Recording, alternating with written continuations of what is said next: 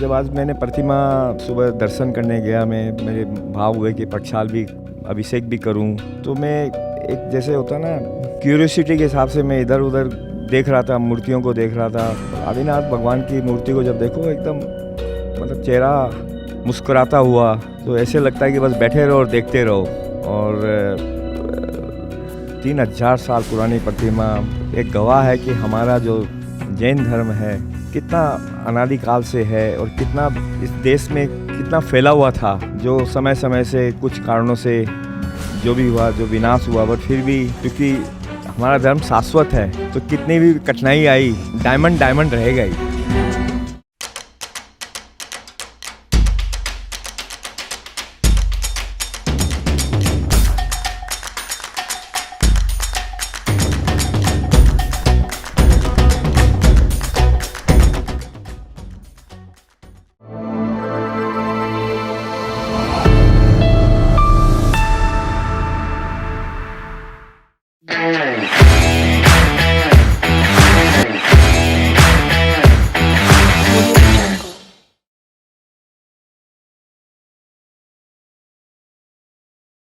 जय जिनेंद्र। जय जिनेंद्र।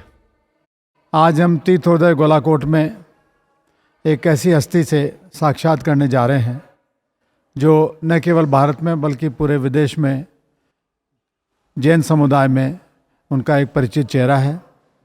ऐसी शख्सियत हैं श्रीमान सुशील जी सेठी, जिनकी कंपनी है SPML, जो एक बहुत बड़ी कंपनी के वाइस चेयरमैन हैं, और इस कंपनी के चेयरमैन श्रीमान सुभाष जी सेठी हैं जो कलकत्ता में हैं। इनकी एक बिज़नेस फैमिली है और इनका बिज़नेस गुवाहाटी से शुरू हुआ और दिल्ली, कलकत्ता, बेंगलोर और अब पूरे हिंदुस्तान में फैला हुआ है। तो ऐसे श्री सुशील जी सेठी का आज इस तीर्थोदय गोलाकोट में इनका हम हार्दिक स्वागत करते हैं, अभिनंदन करते हैं। सुशील जी, मैं इससे पहले कि आगे बढ़ूं, मैं आपसे रिक्वेस्ट करूंगा अपने बारे में कुछ संक्षिप्त परिचय हमें दें, ताकि हमारे दर्शकों को पता लगे कि आप किस तरह का व्यापार करते हैं, आपकी क्या लाइफ रही है। हम लोग राजस्थान से हैं। मेरे पिताजी अराउंड 60s जोधपुर से कलकत्ता चले गए थे और फिर कलकत्ता से गुवाहाटी गए और वहाँ पे उन्होंने हार्डवेयर का काम शुरू किया और फिर वहाँ से ग्रेजुएट होते हुए उन्होंने वाटर सप्लाई प्रोजेक्ट्स लेने शुरू किए और मेरी ग्रेजुएशन गुवाहाटी से ही हुई थी। और चूँकि आसाम में थोड़ा इंसर्जेंसी हो रही थी तो 1980s में पिताजी ने सोचा कि गुवाहाटी से बाहर भी काम होना चाहिए, तो हम दिल्ली आ गए थे 80s में पिताजी के साथ और हमने वाटर सप्लाई प्रोजेक्ट के ही काम यहाँ पे भी चालू किए दिल्ली में। और फिर 81 में कलकत्ता में बड़े भाई सुभाष सेठी शिफ्ट हो गए और 88 में सबसे बड़े भाई अनिल सेठी जी बेंगलोर शिफ्ट हुए गुवाहाटी से। इस तरीके से पूरे हिंदुस्तान में हमारी ऑफिसेस खुल गई और हम सब जगह प्रोजेक्ट लेने लग गए। हम लोग mainly water, waste water, irrigation, infrastructure related project लेते हैं। जैसे अभी प्रधानमंत्री का जो हर घर में नल का प्रोजेक्ट है, तो हम करीबन 10,000 गाँवों में पानी के काम लिए हैं यूपी और राजस्थान में, और इस तरीके के काम हम करते हैं। और हमारे यहाँ करीबन 1000 इंजीनियर काम करते हैं और अलग अलग स्टेट्स में हम लोग टेंडर के द्वारा प्रोजेक्ट लेते हैं। आप कई सारे जैन तीर्थ पे जाते रहते हैं और जो सिद्ध क्षेत्र सोनागिर जी से काफ़ी आप जुड़े हुए हैं, उसमें भी आपने बहुत सारे काम किए हैं और अभी भी आप उसमें एक्टिवली सक्रिय रूप से काम कर रहे हैं, वहाँ की सेवा कर रहे हैं। तो आपका तीर्थोदय गोलाकोट पे कैसे आना हुआ, ज़रा कुछ बताएंगे? तीर्थोदय गोलाकोट के बारे में मैंने सुना था। मेरे बड़े भाई साहब लास्ट ईयर यहाँ पे आए थे और उन्होंने शायद 2-3 घंटे रुके थे and he was highly impressed. तो दिमाग में था कि जाना है, बट वो संजोग नहीं बैठ रहा था। कल जैन साहब से और भाई साहब से मुलाकात हुई ट्रेन में और फिर इच्छा हुई तो आज हम कल रात को सोनागिर जी से यहाँ पे आए और ये एक संजोग बैठा कि एक ऐसी सुंदर रमणीय जगह पे हमें आने का चांस मिला जो एक अद्भुत जगह है। आपको यहाँ आके कैसा लगा? भगवान आदिनाथ की 3000 वर्ष प्राचीन प्रतिमा के दर्शन करने से आपको क्या फीलिंग हुई?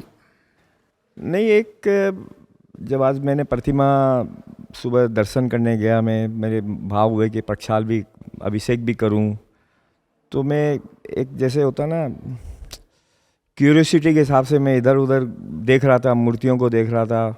और आदिनाथ भगवान की मूर्ति को जब देखो एकदम मतलब चेहरा मुस्कुराता हुआ, तो ऐसे लगता है कि बस बैठे रहो और देखते रहो। और 3000 साल पुरानी प्रतिमा एक गवाह है कि हमारा जो जैन धर्म है कितना अनादिकाल से है और कितना इस देश में कितना फैला हुआ था, जो समय समय से कुछ कारणों से जो भी हुआ, जो विनाश हुआ, बट फिर भी चूँकि हमारा धर्म शाश्वत है तो कितनी भी कठिनाई आई बट डायमंड डायमंड रहेगा ही। आपने बिल्कुल सही कहा। भगवान आदिनाथ की इस प्राचीन विस्मयकारी, संकट मोचन और अति विस्मयकारी और ऐसे आनंददायक प्रतिमा को देख करके ऐसा लगता है, स्वतः ही ऐसा लगता है कि हम धर्म में डूब जाएं, अपनी आत्मा में लीन हो जाएं और उस हमारे प्रथम जिनेन्द्र देव ने जैसे मोक्ष को प्राप्त किया, हम भी कुछ उस राह पे चलने की कोशिश करें। ऐसा कुछ लगा आपको? हमने तो भगवान से एक ही बात बोली, हे भगवान, हम आपके बगल में कब आके बैठें। हमारे तो भाव वो हुए, हमें कुछ मांगने की इच्छा ही नहीं हुई उनसे। बहुत खूब। भगवान से बिना मांगे भगवान सब कुछ दे देता है और अपने भाव अगर निर्मल हो तो उसका कोई मुकाबला नहीं है। आपको यहाँ की बाकी व्यवस्था, कैंपस, पूरे कैंपस में आप घूमे होंगे, तो आपको यहाँ की साफ़ सफाई, यहाँ की व्यवस्था कैसी लगी? यहाँ का जो रहने की जो व्यवस्था है उसके बारे में आपका क्या वो है? अगर जो यहाँ भोजन की व्यवस्था है, कुछ अपने बताएं इस क्षेत्र के बारे में, आपके इम्प्रेशंस बताएं। तो कल जैसे रात को मैं आया तो रात को मैं कोई 10 बजे शायद चेक इन किया होगा और ऊपर जो आपके स्वीट्स हैं उसमें मैं कमरे में गया और मैं 2 घंटे तक चुपचाप बैठा रहा। ना कोई व्हाट्सअप कर रहा था, ना कुछ देख रहा था, सिर्फ सोच रहा था कि क्या चीज़ बनी है यहाँ पे और क्यों ऐसी सोच बाकी जगह नहीं हुई। एक ऐसी वीरान जगह है जहाँ कुछ भी नहीं था, इतने कम समय में यदि ऐसी आलीशान और इतनी सुविधाजनक चीज़ बन सकती है तो कहाँ हम लोगों की सोच में कमी आई है बाकी क्षेत्रों में कि हम ये चीज़ नहीं खड़ा कर पाए और उसके कैसे सोचें हम। और सुबह जब आप लोगों के साथ नाश्ता, भगवान के प्रक्षाल करने के बाद में आप लोगों ने जब पूरा क्षेत्र का मतलब साथ में, मेरा सौभाग्य रहा कि आप लोग सब, मैं तो ये कहूँगा रत्नत्रय जैसे होते हैं, 3 मूर्ति आप लोग हो, आप लोगों को तीनों के साथ में जो देखने का मौका मिला, ये शायद ये भी एक अद्भुत है। मतलब मेरे कुछ ना कुछ कारण रहा होगा कि सबके साथ मुलाकात भी हुई और एक एक चीज़ मैंने पर्सनली देखी। और जो आप लोगों ने आचार्य श्री मुनि महाराजों का जो एक कोटेज बनाई है, तो मैं तो उस आदमी के दिमाग में घुसना चाहता हूँ कि उसने सोचा कैसे ऐसे। और वो शख्स है जो कोई जवाब ही नहीं दे रहा है, जो हमारे ये सब हमारी परिकल्पना हमारे कार्याध्यक्ष श्री राकेश जी हाँ, की राकेश है। वही बोल रहा है, वो कुछ जवाब नहीं दे रहे हैं, वो गोल मोल जवाब दिए जा रहे हैं मेरे को। बट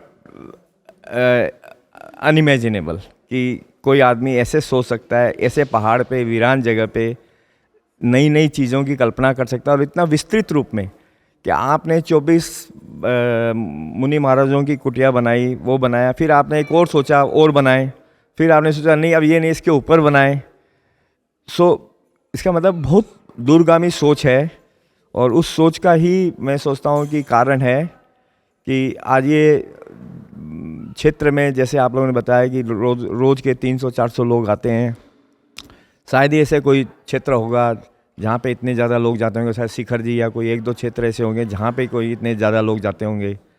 बाकी जगह एक जगह पे, सिंगल यूनिट पे इतने लोगों का आना जाना जो कनेक्टेड नहीं है बहुत कंफर्टेबली बाय ट्रेन या प्लेन, वहाँ पे लोग इतना आ रहे हैं। और जब यहाँ पे लोगों के शादी के प्रोग्राम हो रहे हैं वो भी आपने जैन विधि से कर रहे हैं कि कोई रात्रि भोजन नहीं, कोई फूड चीज़ नहीं, जो भी करना आप जैन विधि से करो। तो इस चीज़ की इतनी बड़ी कमी थी कि हम लोग फॉरेन में जाते हैं, गोवा जाएंगे, उधर जाएंगे, मतलब अभक्षित चीज़ों के साथ में अपना खाना बनेगा। और ये चीज़ यदि ऐसी चीज़ हो जाए तो आज जैन लोग क्यों बाहर जाएं? आपने सही कहा, क्योंकि दुर्भाग्य से आज हमारे जैन समाज में ज़्यादातर शादियाँ या तो होटलों में होती है या मैरिज हॉल्स में होती है, जहाँ पे कि वेजिटेरियन नॉन वेजिटेरियन खाने बनते हैं। और विली निली कोशिश तो हमारी यही रहती है कि वेजिटेरियन खाना मिले, लेकिन पूर्ण शुद्ध रूप से खाना मिलता है नहीं मिलता, कई जगह मिल भी जाता है, कई जगह व्यवस्था हमारी नहीं होती, तो शायद उसमें वो शुद्धता नहीं रह पाती जिसकी हम एक्सपेक्टेशन करते हैं। और इस तीर्थोदय गोलाकोट पे हमारी यही प्रयास हमारा रहा है कि यहाँ पे रात्रि भोजन और जमीकंद का बिल्कुल इस्तेमाल नहीं हो और जैन रीति रिवाज से शादियाँ हो, ताकि शादी का जो एक ग्रेस है, जो एक गरिमा है, वो गरिमा बनी रहे और लोगों को उसमें एक आनंद की अनुभूति हो। उस सिंप्लिसिटी में भी जो आनंद यहाँ पे आए, वो आनंद कहीं दूसरी जगह नहीं मिले, ऐसा हमारा प्रयास रहा है। आपको सेल्फी पॉइंट पे जाके कैसा लगा? सेल्फी पॉइंट पे मतलब जैसे लगा कोई स्वर्ग पे आ गए आप, बादलों के आसपास हो आप, चारों तरफ पहाड़, जंगल, नेचर के साथ हो आप, तो अच्छा लगा। आपने संत निवास का भी विजिट किया, जो नया संत निवास हाँ, बना है? अभी विजिट किया और सेकंड फ्लोर भी है जो भी नया बनाया है, पहले वाला और नया वाला पूरा देखा। और उसको देख करके कि किस तरीके से आपने नेचुरल चीज़ें यूज करते हुए चटाई और ये जो ऊपर में मतलब कोई भी अननेचुरल चीज़ यूज़ नहीं की इंसुलेशन के लिए, और बैठने की जगह, और बाहर में यदि 500 लोग भी आ जाएं तो कैसे आराम से शांति से बैठ के आचार्य श्री के या मुनि महाराज के दर्शन कर सकते हैं। डिस्कशन पॉइंट्स हैं, मतलब हर चीज़ को एक सिस्टमेटिक तरीके से प्रोसेस ओरिएंटेड बनाया आपने। इवन मुनि महाराजों से मिलने का सिस्टम भी आपने एक प्रोसेस के साथ कनेक्ट कर दिया। ऐसे नहीं कि वहाँ बैठे हैं लोग भीड़ में लाइन लगा करके एक दूसरे पे लद के जा रहे हैं, आराम से शांति हर चीज़ मतलब। और उसमें बहुत बड़ा श्रेय मेरे को लगता है कि आपका रहा है कि हर चीज़ को आप, चूँकि आप प्रशासनिक सेवा में रहे हैं, तो प्रशासनिक सेवा तो टोटल प्रोसेस ओरिएंटेड होता है, सिस्टम ओरिएंटेड होता है, and that really reflected in everywhere. आपकी फीडबैक के लिए बहुत बहुत धन्यवाद। ये बताएं, आप भोजनशाला भी आपने विजिट किया होगा, आपको भोजनशाला कैसी लगी? इसमें क्या कमी हो सकती है और हम क्या इसमें इम्प्रूवमेंट कर सकते हैं? नहीं, भोजनशाला अच्छी है। आपका जो किचन है आपने काफ़ी उसको मॉडर्न तरीके से बनाया है, वेंटिलेटेड बनाया है, और जो स्टोरेज सिस्टम है वो भी जैसे आपने बल्क और स्मॉल आइटम्स का अलग अलग जो किया है, सो दैट दोनों मिक्सिंग नहीं हो। और बैठने की जगह और सर्विंग की जगह, हाथ धोने की जगह, सब लाजवाब। आपका ओवरऑल आप इस क्षेत्र के बारे में क्या लोगों को मैसेज देना चाहेंगे कि लोग यहाँ पे उनको आना चाहिए, आने से कैसी फीलिंग उनको होगी? मेरा बेटा अभी यंग होता तो मैं उसकी शादी एमबी वैली नहीं करता, यहाँ करता, नंबर 1। नंबर 2, मेरी जब 40th एनिवर्सरी, या अब शायद 40 तो हो गई, मेरी 45th आएगी तो मैं यहीं मनाऊंगा। नंबर 3, आई विल डेफिनेटली से कि ये एक ऐसी जगह है जिसका मतलब 2016 के पहले या 17 के पहले कोई नाम भी नहीं था। मतलब मेरे को भी कभी मैं गोलाकूट बोलता हूँ, कभी गोलाकुंड बोलता हूँ, कभी गोलाकुंड बोल देता हूँ, क्लैरिटी नहीं है, नाम की भी नहीं थी। एक ऐसी जगह बना दी आपने जो मेरे को लगता है कि एक समय आएगा जब ये नंबर 1 तीर्थ क्षेत्र बन सकता है। बहुत बहुत धन्यवाद। मैं इतना ही बताना चाहूँगा कि इसमें हमारा कंट्रीब्यूशन बिल्कुल कम है, और हमारे आदिनाथ भगवान का, आचार्य विद्यासागर जी का और हमारे पूज्य गुरुदेव सुधा सागर जी महाराज का आशीर्वाद और मार्गदर्शन है, जिसकी वजह से हम कुछ यहाँ पे डेवलपमेंट कर पाए हैं। और आपने इस क्षेत्र को पसंद किया, और आप ये चाहेंगे कि जैन यात्री यहाँ पे आएँ ताकि धर्म से भी जुड़ें, और साथ में उनको एक प्रकृति के एटमॉस्फेयर में रहने का मौका मिले, प्रकृति के साथ वो जुड़े रहें, और उनको एक फीलिंग, अच्छी फीलिंग हो कि एक ऐसी जगह गए जो धर्म के साथ में एक पर्यटन स्थल पे भी पहुंच गए हैं। तो ऐसा आपके फीडबैक के लिए हम आपको बहुत बहुत धन्यवाद करते हैं। उम्मीद करते हैं कि आप अपने साथियों के साथ दोबारा यहाँ पे आएंगे। जय जरूर जिनेंद्र, जरूर धन्यवाद। जरूर आएंगे हम। जय जिनेंद्र।